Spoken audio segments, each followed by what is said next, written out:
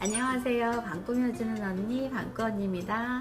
대표님 요즘에 작업 많이 하시던데 네. 작업하시면서 후회했던 부분.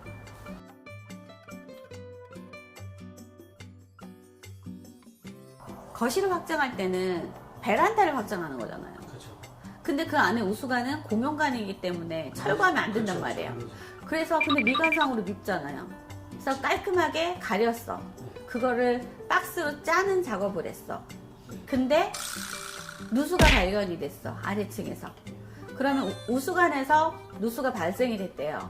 그러면 점검을 해야 되잖아. 그렇죠. 근데 점검구가 없어. 그럼 어떻게 다시 뜯어야 돼요? 그래서 점검구를 만들어줘야 되지. 그러니까 사실은 우수관은 기능적인 부분이 있는 거기 때문에 이쁘게만 해드리는 게 중요한 게 아니라 깔끔하게만 해드리는 게 중요한 게 아니라 점검구를 만들어야 된다. 그 부분 얘기하고 싶었거든요. 점검구. 사실은 우리가 차를 운전하다가 사고 날 확률과도 비슷해요. 근데 사실은 오래된 구옥에서는 비일비재하거든요. 자주 나죠. 네. 또 겨울에는 네. 얼어가지고 물이 그렇죠, 역내가지고 그렇죠. 내려가야 되는데 그래서- 얼었으니까 믿고 네네. 그런 게 없죠. 네. 근데 이런 얘기 처음 들어요. 그러니까 해야 돼, 우수관. 그래서 실질적으로 정말 4, 5년 전에 공사를 했어요.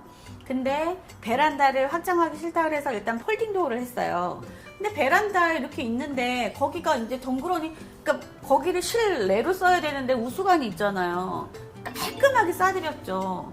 근데 밑에 집에서 우수관에서, 그러니까 우리 공사가 아니라 본 공사의 문제가 아니라 우수관에서 누수가 되는 것 같대요. 그러면 점검을 할 수 있어야 되잖아요. 근데 점검구를 만들어 놓지 않은 거죠. 그러니까 미관상 이쁘게만 만드는 게 아니라 점검구를 만들어 놔야 된다는 걸 어필하고 싶은 거예요. 그렇지. 중요한 거. 네, 중요한 부분이에요. 필요한 거. 가장 중요한 부분.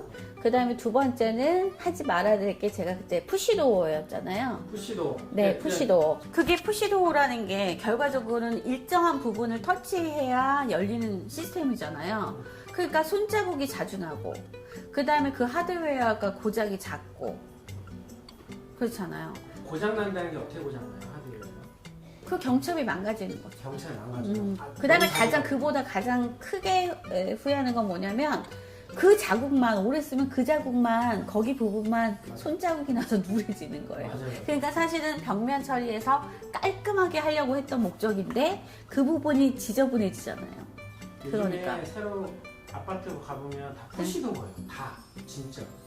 거의 다.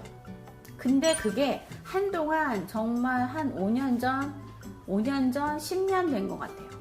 그러니까 5년 전부터 푸시. 왜냐면 깔끔해 보이잖아요. 근데 그런 거에 문제점이 지금 이슈가 되고 있어요. 맞아요. 저희 집은 이게 안 튕겨 나와가지고. 근데 지금 사실 손잡이가 그립감도 좋고 기능적으로도 좋고 디자인적으로 좋은 다양한 손잡이가 있는데 왜 굳이 푸시를 하지?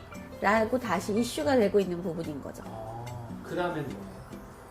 슬라이딩 포켓도어. 홈바가 만족스러웠다면 슬라이딩 해서 접어서 포켓을 넣는 거예요.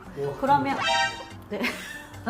근데 그게 어떤 거냐면 비포 애프터 짠 하는 것처럼 그냥 수납장처럼 생겼는데 그걸 열어서 포켓을 딱 넣으면 거기에 뭐 하나 또 하나의 주방 공간이 나오는 거야. 짜잔 뭐 이런 식으로. 근데 그거는 문제는 뭐냐면 가성비예요. 그러니까 처음에는 호기심으로 했는데 그만한 돈을 들일 만한 그런 포켓도어가 굉장히 비싸요. 근데 또 몇 년 쓰다 보면 그거를 처음에는 짜잔 하고 하는 거지만 가성비 안 좋고 나중에는 지겨워서 안 써요.